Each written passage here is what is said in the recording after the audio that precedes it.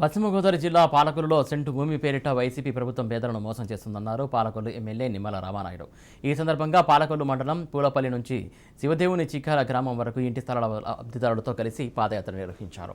అనంతరం మండలంలోని 7 గ్రామాలకు చెందినటువంటి పేదల కోసం 40 ఎకరాల భూమిని ప్రభుత్వం సేకరించిందన్నారు.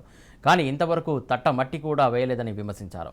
పనికిరాని భూమిలో పట్టాలిచ్చి గొప్పలు చెప్పుకుంటున్నారని పేర్కొన్నారు. పేదల జీవితాలతో ప్రభుత్వం ఆడుకుంటుందని తీవ్రస్థాయిలో ఫైర్ అయ్యారు నిమ్మల రామానాయుడు. ఆంధ్రప్రదేశ్ రాష్ట్రంలో 30 లక్షల ఇళ్ల పట్టాలు ఇచ్చారని జగన్మోహన్ రెడ్డి పెద్ద కలర్ఫుల్ యాడ్స్ చేస్తూ ఉంటాడు.